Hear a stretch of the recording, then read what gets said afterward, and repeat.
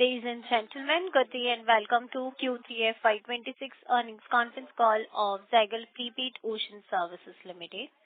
This conference call may contain forward-looking statements about the company which are based on the beliefs, opinions, and expectations of the company as on date of this call. These statements are not the guarantees of future performance and involve risks and uncertainties that are difficult to predict.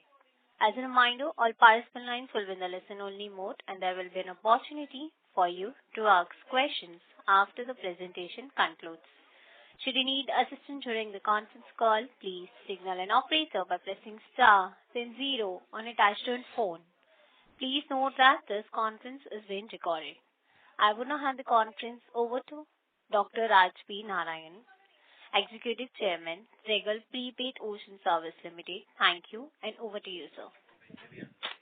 Thank you so much. A very good evening to everyone. Thank you for joining the earnings call for Zaggle Prepaid Ocean Services Limited for the Q3 and 9 months of fiscal year 2026. On behalf of the company, I extend a very warm welcome to all of you. On this call, we are joined by Mr. Avinash Godkhindi, Managing Director and CEO, Mr. Aditya Kumar, our CFO, Mr. Rajesh Tumlaganti, our Deputy CFO, and SGA, our Investor Relation Advisor. The financial results, press release, and investor presentation are uploaded on the stock exchange and on the company website. I hope everybody had a chance to look at it. This quarter marks our best ever quarterly and 9 months performance with a very strong performance across all key matrices. Talking about the quarterly performance comparing Q3 FY26 to Q3 FY25, the company reported revenue of INR 498 crores, missing the 500 crore mark by 2 crores, growing at around 48% on a YOY basis. Our quarterly adjusted EBITDA crossed the mark of rupees 50 crores for the first time in our history. We achieved rupees 51 crores of adjusted EBITDA, growing at around 63% on a YOY basis. The PAT, profit after tax, surged to INR 36 crores, growing significantly at around 78% on a YOY basis. Our 9 months FY26 performance, I'm delighted to report that we have surpassed last full year's profitability levels driven by margin expansion at both EBITDA and PAT levels. The company reported revenues at around 1,260 crores, growing at around 41% on a YOY basis. Our adjusted EBITDA stood at around 128 crores, a 48% Y-on-Y increase. Our PAT surged to 95 crores, growing significantly at about 71%. The achievement highlights our relentless bottom line discipline and flawless execution that are powering robust growth across the board through cost efficiencies, revenue optimization, and operational agility. I also want to take this opportunity to talk about our AI journey so far as a SaaS fintech company. Over the past year, we have shared our vision for how AI would reshape the spend management ecosystem. Today, that vision is becoming an operational reality. You would know that, as to how IT stocks are being beaten down. Moving from aspiration to integration, we have transitioned from discussing AI's potential to validating its power in real-world scenarios. We are currently in the process of launching our agentic AI workflows. Unlike basic automation, these agents are designed to independently execute complex tasks such as automating vendor reconciliation, flagging tax compliance anomalies, and streamlining end-to-end spend approvals. The impact on our agility and efficiency is already very, very clear to us. For example, to develop and deploy a new product feature traditionally took us about 75 plus days. Now the same can be rolled out, and I'm talking conservatively here, in less than 30 days.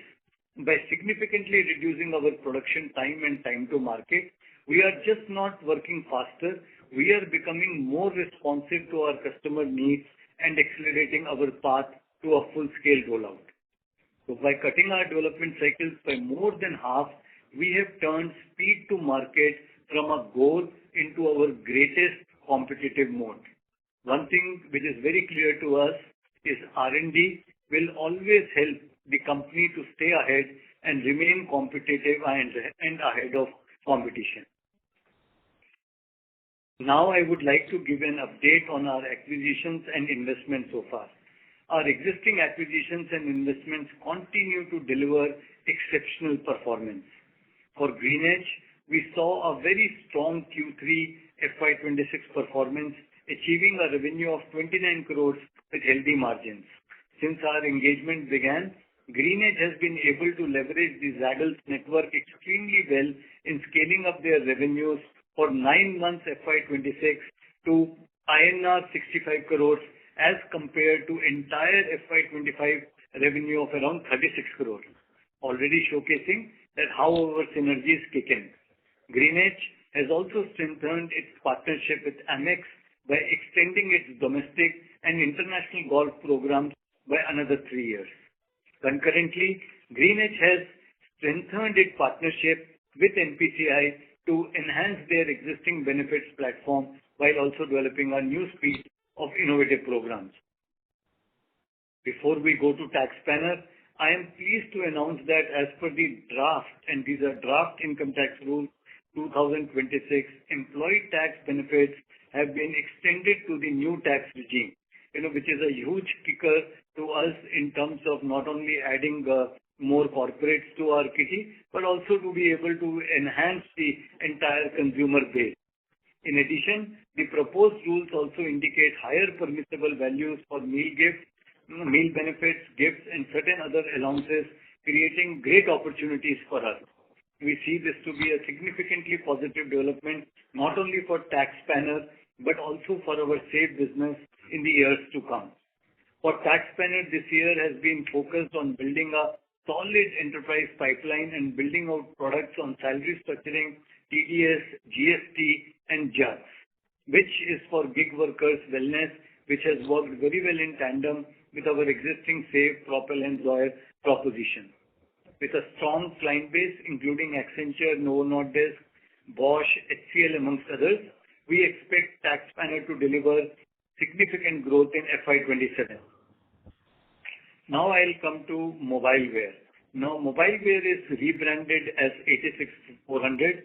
Since our engagement began in 2024, we have seen a massive growth journey being unleashed at mobileware. Harnessing Zaggle's network and credibility, 86400 has secured 11 new partnerships with banks and fintechs to date.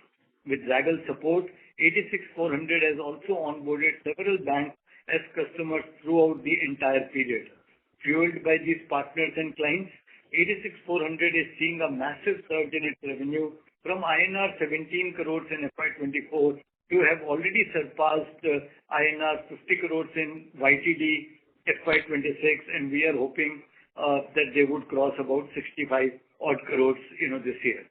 We saw great action last quarter with the launch of the credit line on UPI product with Suryodaya Small Finance Bank, already seeing about 30 lakhs plus transactions with more than INR 50 crores being lent through the product in the first quarter itself.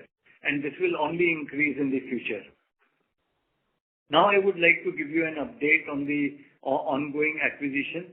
We have made considerable progress on some of these as committed earlier. I'm pleased to announce the completion of our acquisition for Rio.Money, now rebranded as Zag.Money. This is a pivotal milestone that completes our strategic architecture.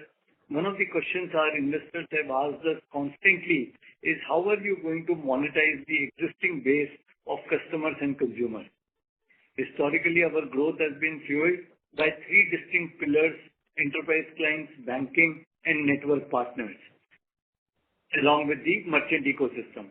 Today, Zag.Money establishes our fourth monetization pillar, a captive high-intent base of 3.7 million salaried users. Over the past several quarters, we have meticulously stitched together a wider ecosystem of retail financial products to ensure we are ready to cross-sell into this base immediately. To accelerate our revenue uptake, and as we had mentioned in our last Concall, to reach our target of INR 500 crores for this segment within the next 4 to 5 years, we have earmarked a primary capital infusion of about 100+ crores. Now, I would like to give an update on our international expansion plans. During this quarter, I'm happy to inform you that the board has approved the incorporation of a wholly owned subsidiary in GIFT City, Zaggle Payments IFSC Limited. This initiative aligns with our broader vision of expanding our global cross-border payments and financial services capabilities, leveraging the GIFT City ecosystem. As guided earlier, we are in the final stages of forming an entity in UAE with a view to expand in the MENA region. We have narrowed down on Abu Dhabi as a base to set up operations from where we will build out our global journey. Our confidence in this market is bolstered by the direct engagement with key business leaders of Abu Dhabi as well as the select stakeholders across the UAE government, including the Minister of State for Artificial Intelligence. Last but not the least, I would like to take a moment to congratulate our CEO and MD, Mr. Avinash Godkhindi, who has been recognized with India's most influential CEO award and the impactful Unicorn CEO award. His commitment, vision, and relentless focus on execution continues to inspire the entire Zaggle team. Also, our investment in Ayush Matre, taking him as a brand ambassador, has proven to be one of the best choices we have made. India brought home the Under-19 World Cup, and under the fantastic and dynamic leadership of Ayush Matre, and what was very, very, heart touching was, when he raised his bag, the Zaggle sticker was right there, for everybody to see. Now I would hand it over to Avinash to carry on the. Thank you, Dr. Raj, for your kind words and appreciation. It's truly an honor to be part of this journey. A very warm welcome to everyone joining us on the call today. I'd like to give an overview of a few key metrics. I'm very happy to share that today, around 3.7 million active users use the Zaggle-powered cards and software, a strong testament to the scalability and adoption of our platform. We now serve more than 3,700 customers across a wide spectrum of industries and sectors. During this quarter, our SaaS platform fees contributed to around 12 crores. Program fees contributed to around 211 crores, and Propel points contributed to around 275 crores. Now let me talk about a few business highlights. On our seed program, I'm happy to share that we have signed up with IRM Energy, a leading India city gas distribution company with more than 120 gas stations across Gujarat, Punjab, and Tamil Nadu. With this, we have gained market leadership in the CGD space with our fleet program solution. As we set our targets on the larger oil marketing companies, where we have been engaging for the past few months, and we hope to see positive traction very soon. I'm also happy to announce that we are seeing extremely positive traction on our Smart Employee Purchase Program, Smart EPP. And we have signed contracts with multiple customers already this quarter, including Tubashian Consulting, Hexalog, and Forever New, amongst others. During this period, we also signed several other marquee clients like Senco Gold, Biba Fashion, Capital Small Finance Bank, CISA Care, Mahindra Holidays, Rashtriya Chemicals and Fertilizers, amongst others. To provide a brief overview of one of our clients, a leading retail chain with more than 150 stores pan-India, was facing significant delays on vendor onboarding, as well as a complex manual process of raising procurement requests and invoices centrally and at a store level. The client also faced significant difficulty in managing audit trails and approval workflows. We addressed these issues by deploying our Zoya platform to streamline and digitize the entire procurement workflow while strengthening policy enforcement across the organization. Building on our platform-based strategy, we have seen excellent cross-sell momentum across the organization. In Q3 FY26, with enhanced cross-sell efforts and vigor, we were able to cross-sell to multiple customers, including House of Hiranandani, CK Birla Healthcare, and HT Media, amongst others. I'd like to take an opportunity to elaborate further on these. House of Hirandalani was an existing customer for our Save solution. We recognized the potential for further collaboration and successfully introduced our Zoyer offering. Within Zoyer, we offered the Brome module to streamline their spends across their retail outlets. TK Birla is again an existing customer for our Save and Zoyer solution. We identified an opportunity to strengthen our partnership here by implementing our Zatix solution, which is an analytics platform to drive greater efficiency for their spends. I'm also happy to share that we have deepened our partnership further with Visa and MasterCard. We have signed a 7-year agreement with Visa for co-branded domestic prepaid cards, which offer spend-linked incentives. Similarly, we have also signed a 5-year contract with MasterCard for credit cards, offering spend-linked incentives along with referral bonuses. In addition, we partnered with Euronet Services India for co-branded prepaid card solutions for the corporates. With continued momentum across our core offerings, expanding partnerships, and the strategic integration of our acquisitions, we believe we are well positioned to sustain our profitable growth. With that, I'll now hand over the call to our CFO, Aditya, who will talk you through some financial updates in more detail. Thank you.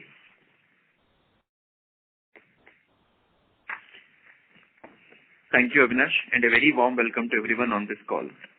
On quarterly performance, in Q3 FY26, we delivered a record revenue of 498 crore, reflecting a strong 47.9% YOY growth and 15.5% quarter-on-quarter growth. This was largely driven by an increase in program fee, followed by a strong contribution from the Propel platform revenues. The increase in incentives and cashback expenses is aligned with business expansion and higher transaction volumes. ESOP costs are being rationalized as majority of the expense has already been accrued. We expect that ESOP charge for the next year to be in the range of 3 to 4 crores. Adjusted EBITDA grew by 62.9% to INR 51 crore compared to INR 31 crore in the corresponding quarter last year.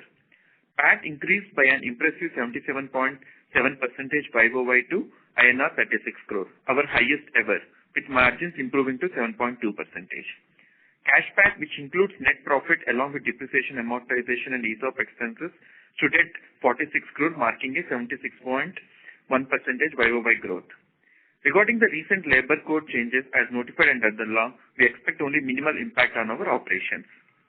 Talking about our 9-month performance, for the 9-month period, revenues from operations grew 41.4% to INR 1260 crore. Our adjusted EBITDA has increased by 47.5% YOY to 128 crore. Notably, our cash PAT has already surpassed full year FY25 cash PAT with a strong 68.3% YOY growth, reaching to INR 121 crore.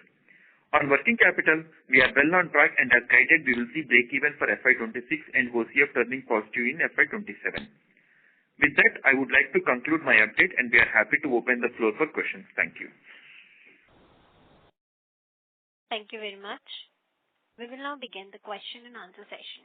Anyone who wishes to ask question may press star and 1 on their touchtone telephone. If you wish to remove yourself from question queue, you may press star and 2. Participants are requested to use handsets while asking a question. Ladies and gentlemen, wait for a moment while the question queue assembles.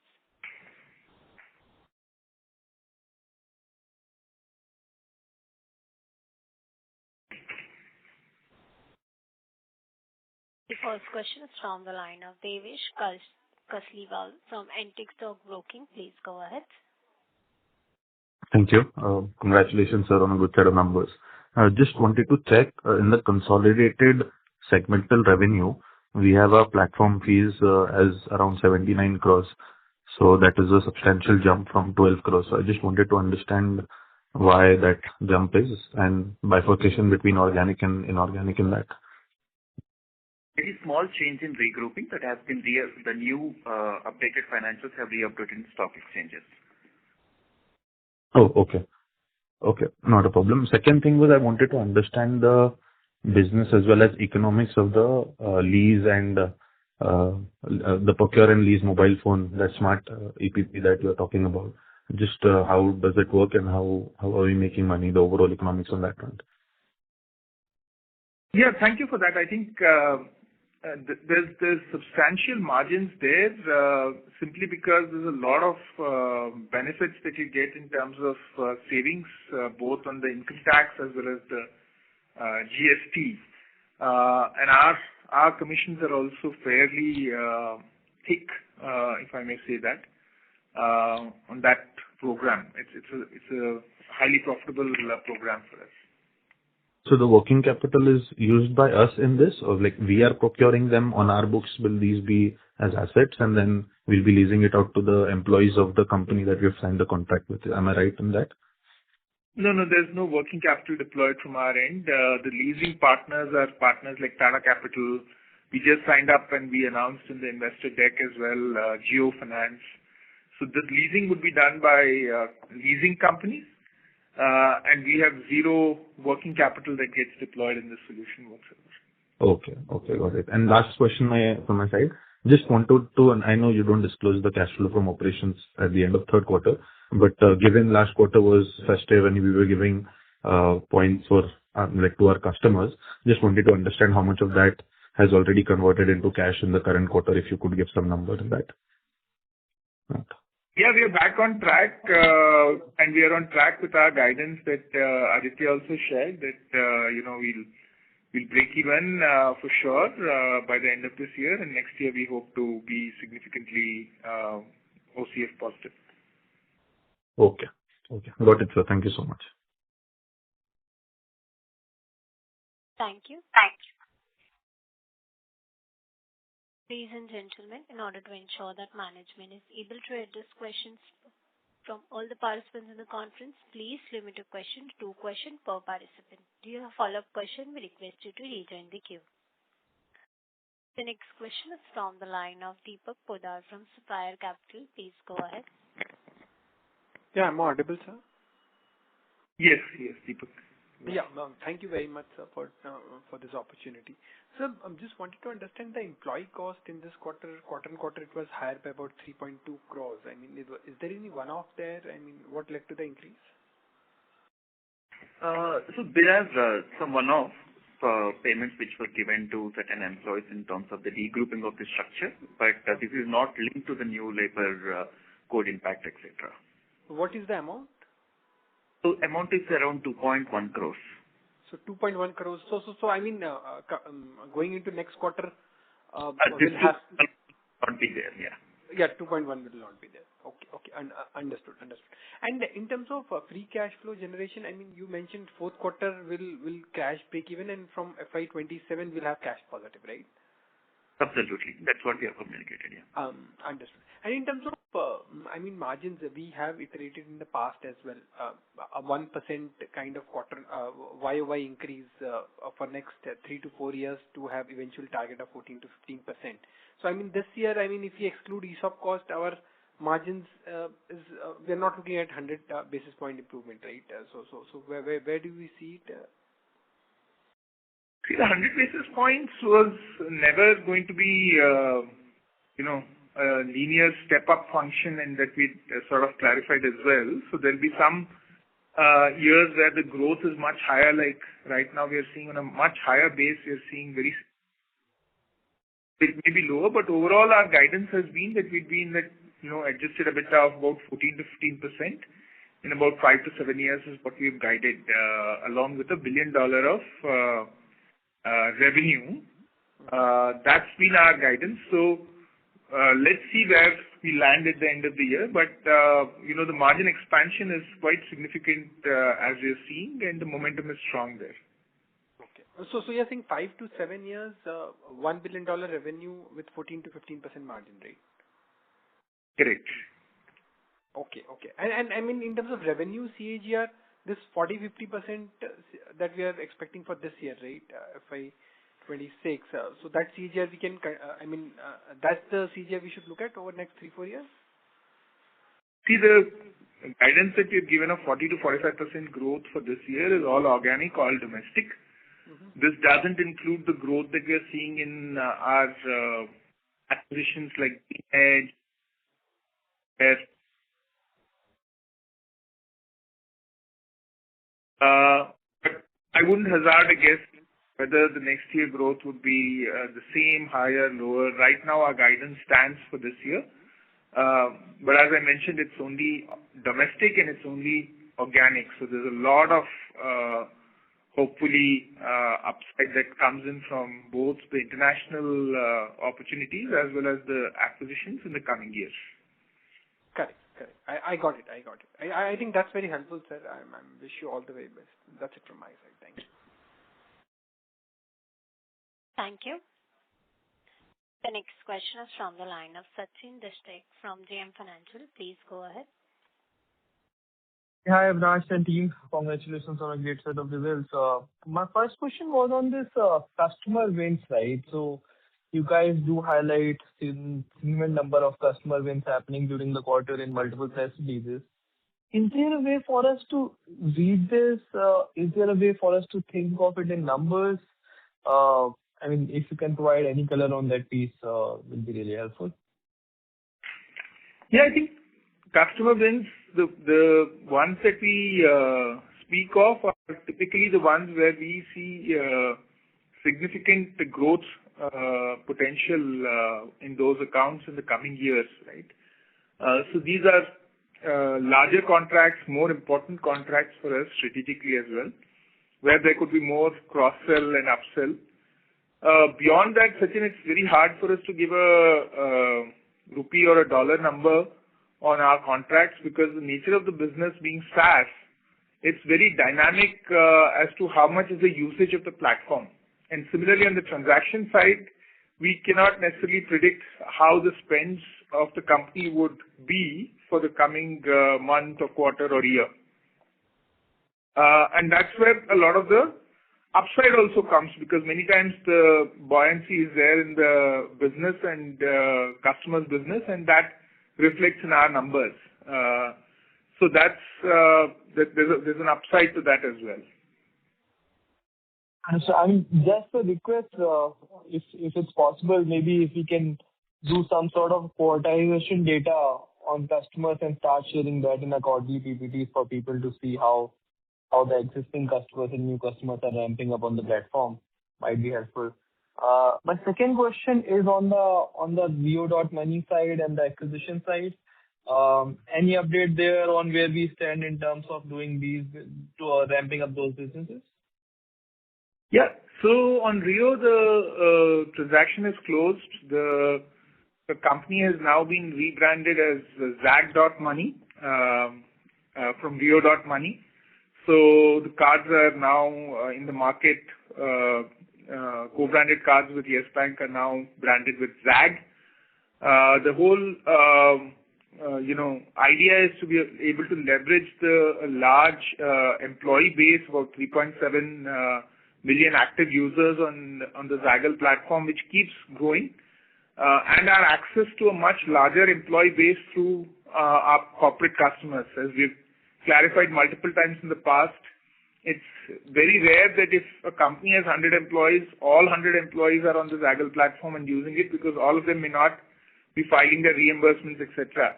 But we have access to that entire base of employees through our strong relationships with these corporates.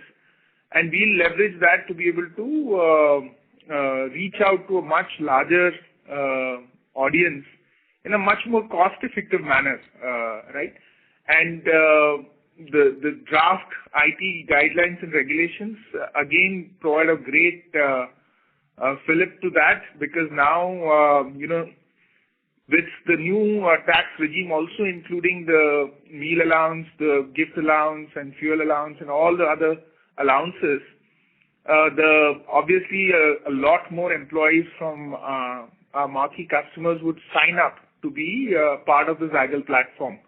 And that we believe we can translate into a retail card customer as well, in addition to the TPAP capability that we bring. So that's the thesis, and this has been a very fortuitous break with the NTR new tax regime also including these wallets now. And then monetization-wise, this will again be an MDR-led monetization, or we also have some extra fees arrangement with our partners? We have both fees as well as spend linked, interchange linked income here. Got it. Thank you and all the best. Thank you. Thank you. The next question is from the line of Ankush Agarwal from Surge Capital. Please go ahead. Yeah. Hi. Thank you for taking my question. So just going back to the first question that was asked around consolidated software fee being around 79 crores. What did you clarify on that? No, like I said, it's an numerical error. The revised financials are being uploaded to stock exchanges. Okay. Got it. Secondly, if I look at our incentive cost as a proportion of program fee, that number has broadly been around 66-67%.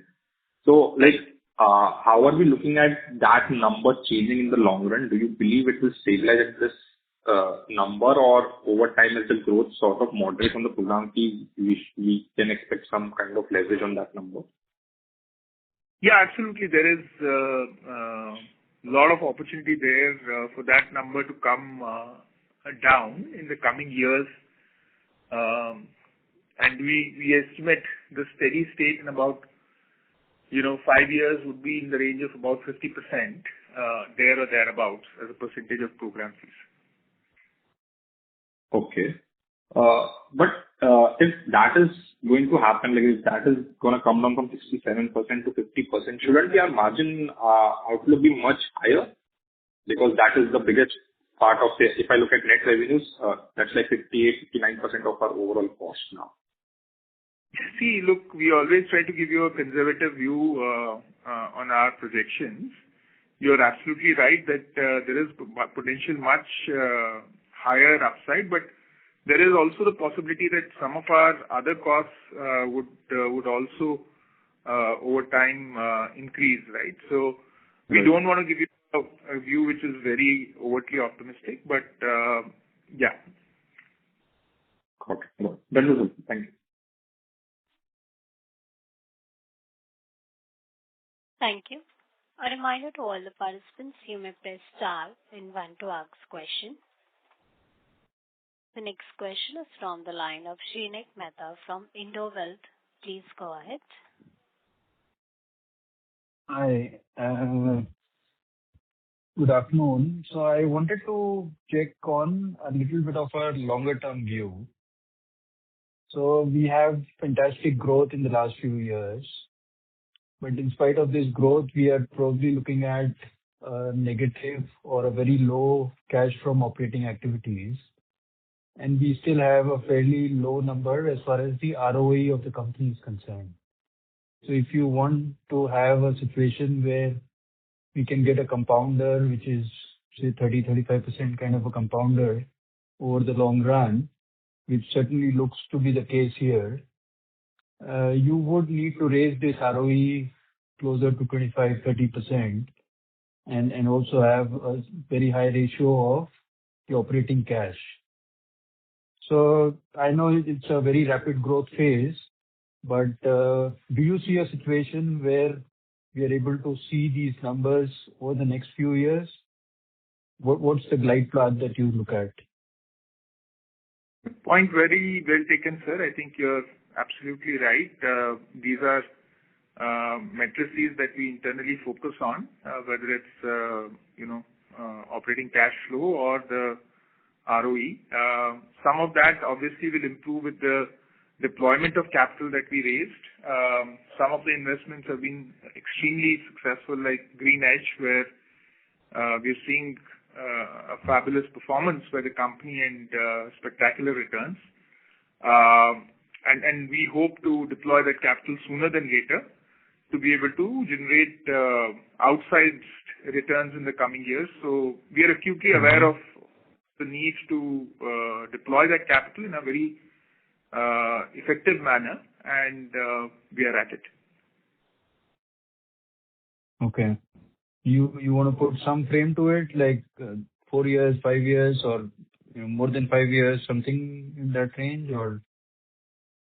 So I think all these matrices go hand in hand. So whether it's the top line growth, whether it's margin expansion, whether it's improvement in ROE, ROC, and cash flow, all of these over the course of that five-year horizon would improve substantially because the business right now is in a hyper-growth, high-growth phase.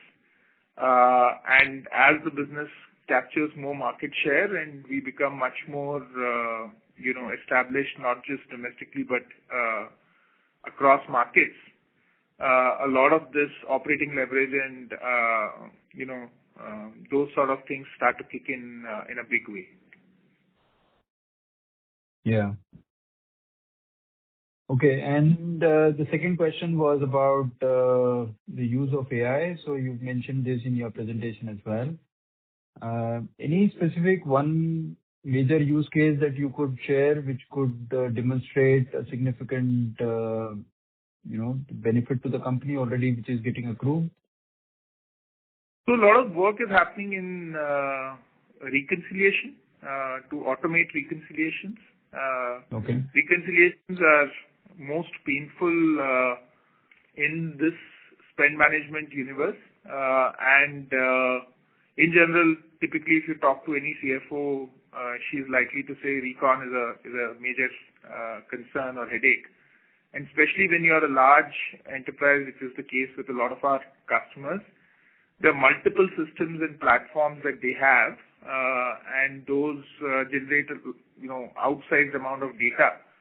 And to make sure that they're all in sync and reconned is a fairly elaborate process. So the amount of manpower that gets deployed in doing it is also outsized.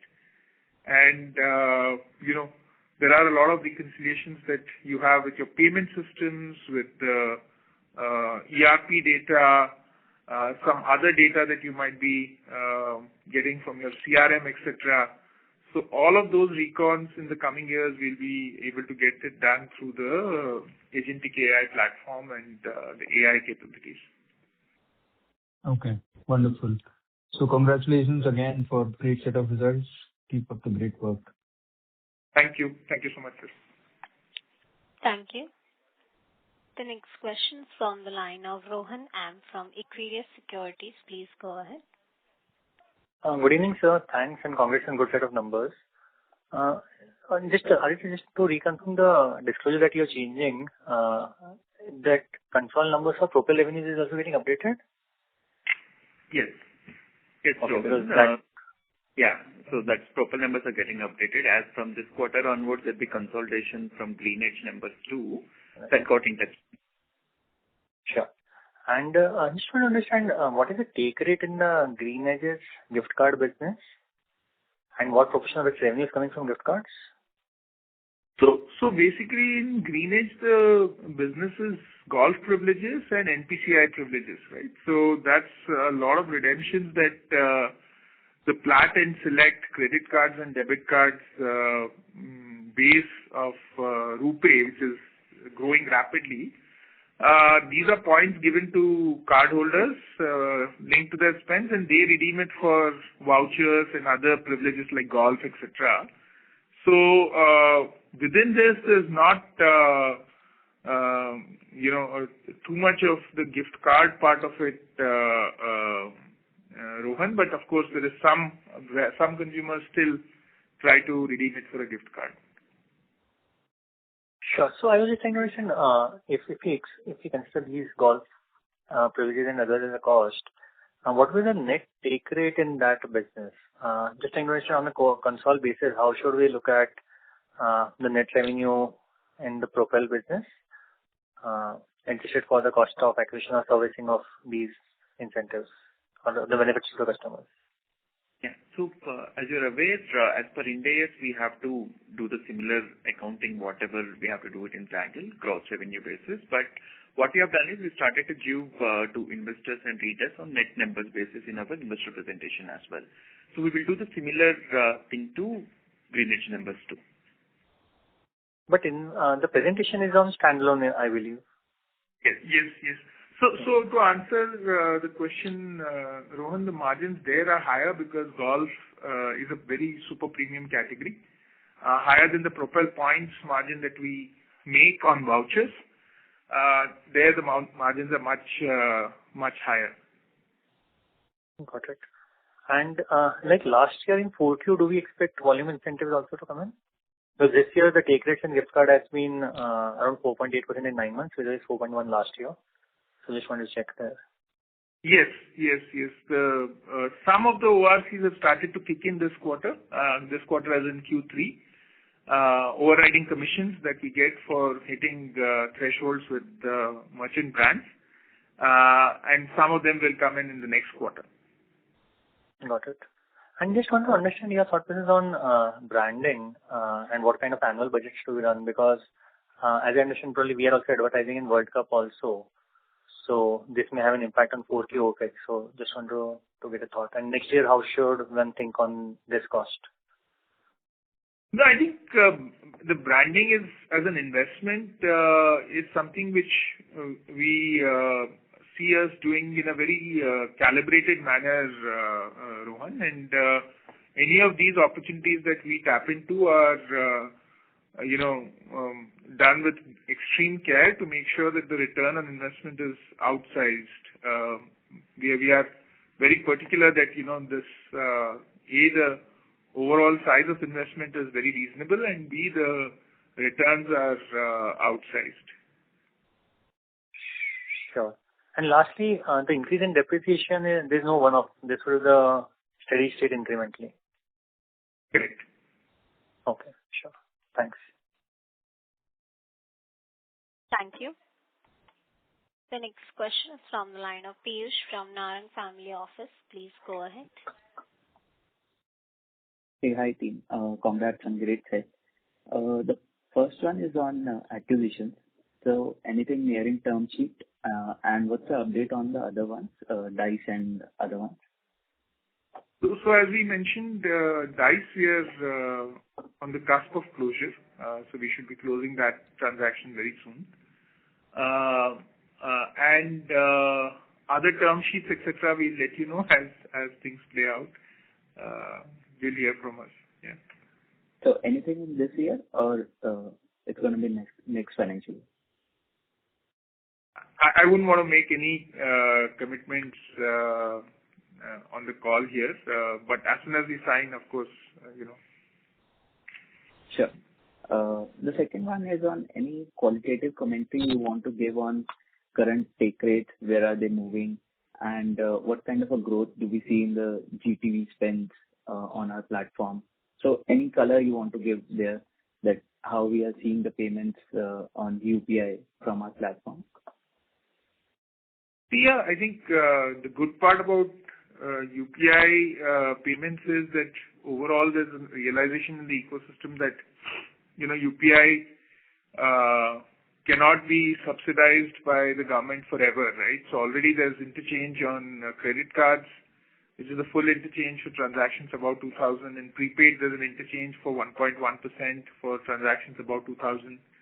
And our belief is that in the coming years, as UPI becomes more and more ubiquitous, we are only going to see that that take rates go up across board, because this has to be ultimately self-sustaining and not based on subsidies from the government. So that's something which we are seeing the trend as well in the ecosystem. And what would be the current take rate? Are they at par to TVS 1.85 is what I understand. Yeah, so that's where we are. Okay. The next one would be on cash flows again. So when we say we'll be operating cash positive next year, what would be our EBITDA to OCF conversion next year? Will it be north of 50 or would it be lower? Too early for us to say, sir, right now. But our endeavor would be to be in that space. Too early for us to commit and comment anything. Sure. The last one would be on again the TAM. Do you see newer areas opening up besides for your Bloom or other something more on Zoyer new markets, new sectors opening up for that? Or you think the current itself is big enough for you to keep penetrating? So yeah, I think for Zoyer, there's always a massive market because the number of vendors keep growing, right? And the payouts that happen from corporates to vendors keeps growing. So that's obviously there. We've already spoken of our, aspirations and work that we are doing to enter into the GCC and our establishment of our setup in UAE with Abu Dhabi as the base. So those would be newer markets opening for us. And GCC is the start. We'll obviously, once we're able to do a good job there, expand into other markets as well, right? So TAM has never been a problem for the space, neither for us nor in other global markets. It's just about capturing the market and doing it in a profitable manner in a rapid pace. Sorry, if I can squeeze in one more. Anything on competitive intensity you want to call out, or this is a new market being created by Zaggle? No, I think, competition has always been there. We are solving a set of problems which are deep and hard, and we are doing it in a, tech-first, AI-first manner. And I think scale is critical because that scale gives you efficiency, scale gives you institutional knowledge and learning of the kind of problems that customers face, and you are able to solve that using AI even before those problems occur to the customer. You've already preempted those leakages from happening, right? And that's something where customer delight comes from. So those are things which we stand out, and when we see a particular problem that comes up with a customer, because of the scale of the business and the number of customers that we have, when we solve it for one, we are able to take it back to the remaining 3,700 customers and say, hey, without naming that customer, we said one of our customers had this problem, this is how we solved it. Do you think you also potentially see this as something useful? And many adopt it because they don't want to have the same leakages and problems as others do. Sure, that was helpful. Thank you. Thank you. The next question is from the line of Daksh Malhotra from A-Drive Global. Please go ahead. Yeah, good evening and congratulations on a good set of numbers. Definitely met the expectations on various fronts. So I just wanted to ask, as you know, Mr. Raj in his opening comments mentioned the way IT industry has gotten beaten down, especially in the last few days, given the Anthropic AI model and, Jeffrey's terming it as a SaaSocalypse. And, they are saying that even the software, the SaaS model can entirely be done by AI and different plugins. Just your view on the overall scenario, on how, while we are using AI, and you mentioned about how it can be used in reconciliation activities in bigger companies, but how are we sort of placing ourselves against these things? That would be the first question. Thank you so much for the question. So, my opening comment was basically, in relation to the services. India has always been, a services mindset and not a product mindset. Okay, if you look at, this versus agentic, let's say, that's the intellectual discussion we are doing right now. What does SaaS do? SaaS builds workflows, makes, rules, workflows, and then a decision tree. This is what SaaS does, in any of the applications. Now, all of those possibly can be done by the agentic AI, okay, where you train the agent to do these activities basis certain parameters. Now, then what will happen? The application will remain as it is, except all the coding which has been done has moved to an agent. Okay, so if you are able to build an agent, you have been able to solve the problem. So they will be able to do the workflows, they will be able to do the hierarchy, they will be able to do the decision tree making, and also build the solid logic. Okay, logic is what today, differentiates an application from a SaaS application, because SaaS application has a lot of logic in it. Okay. Now today, from tomorrow, you are transforming that logic into a agent. Okay, agent is doing the workflow, hierarchy, decision tree, etc., and plus the logic part of it. So that's the change which we are seeing. For Zaggle, the product would remain as it is, okay? And in the product, the work will be done by the agent. So for us, because we are a SaaS and fintech company, this is hugely beneficial. I'll give you a very small and a quick example that today, any feature which we have to do, which is, let's say, for example, doing 18 workflows, okay, one single feature. That typically would take about 75 to 80 days, to develop, then deploy and test and then deploy.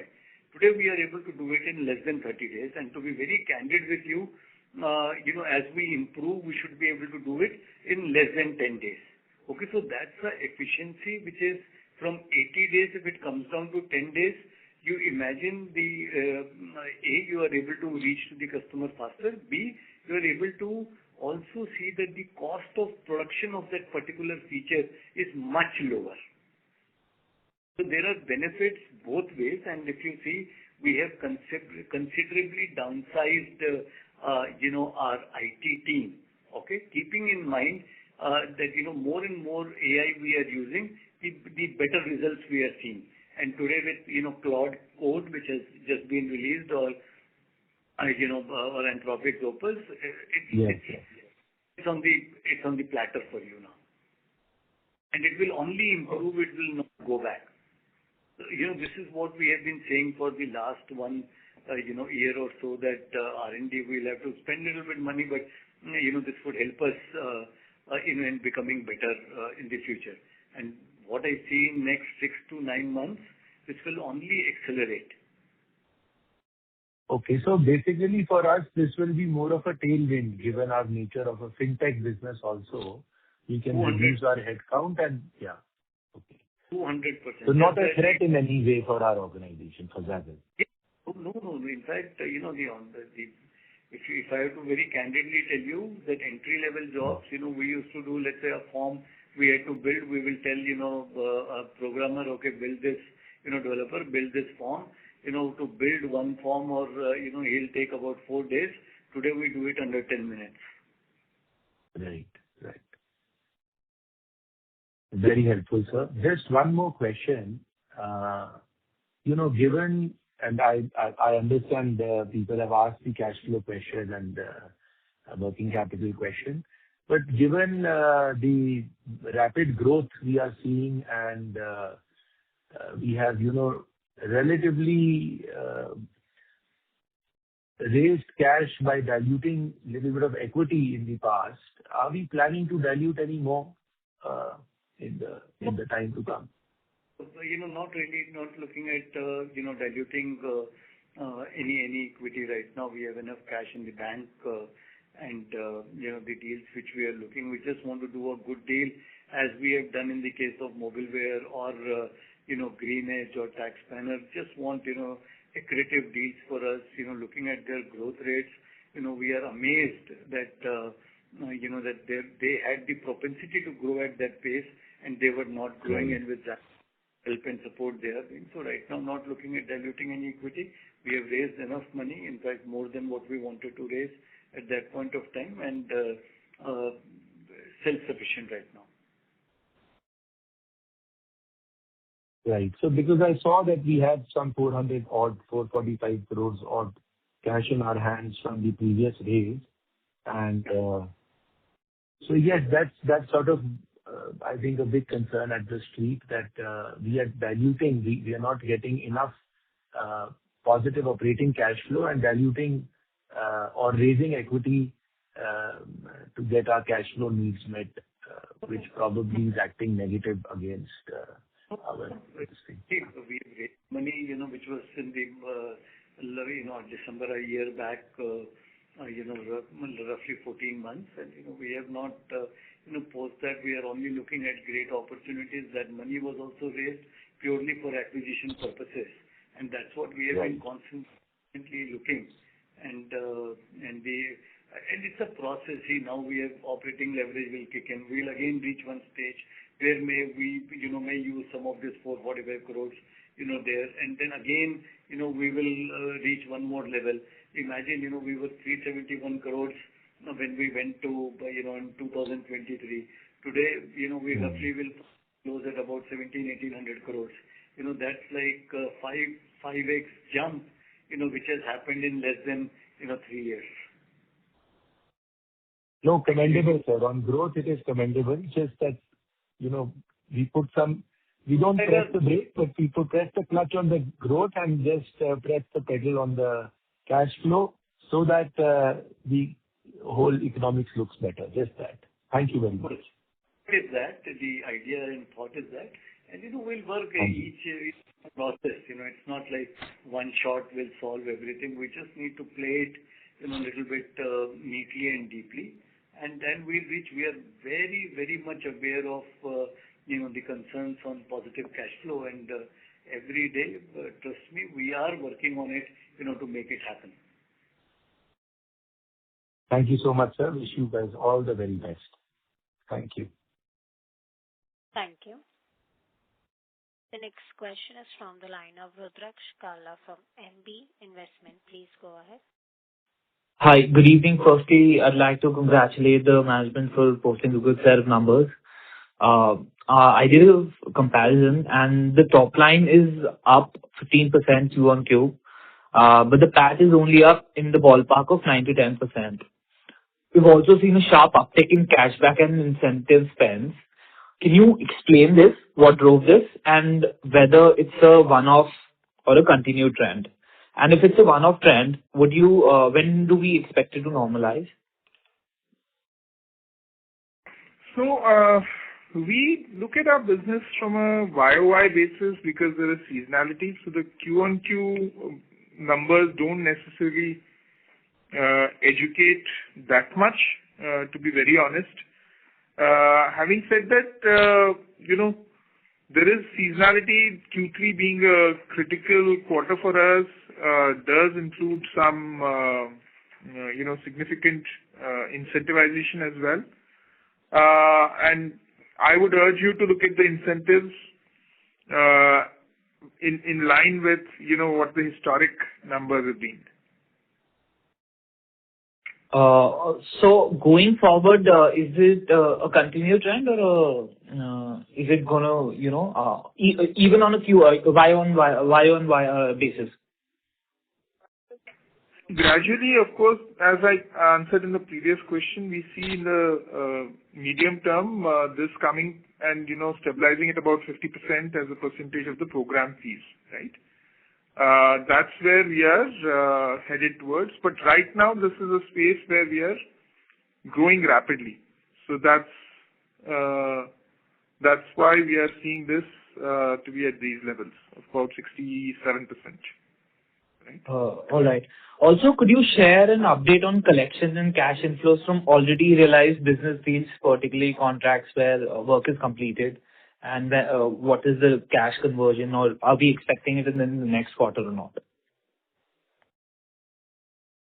See, work done, we are not a services company, so that work done approach, work is never done for us because we are constantly enhancing our products.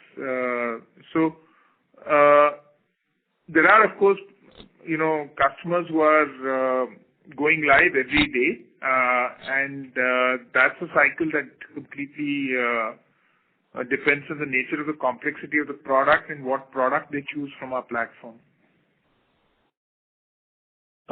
Fair enough. Thank you so much. I wish you guys the very best for your future endeavors. Thank you so much. Thank you. Thank you. As that was the last question for the day, I would now hand the conference over to the management for closing comments. Over to you, sir.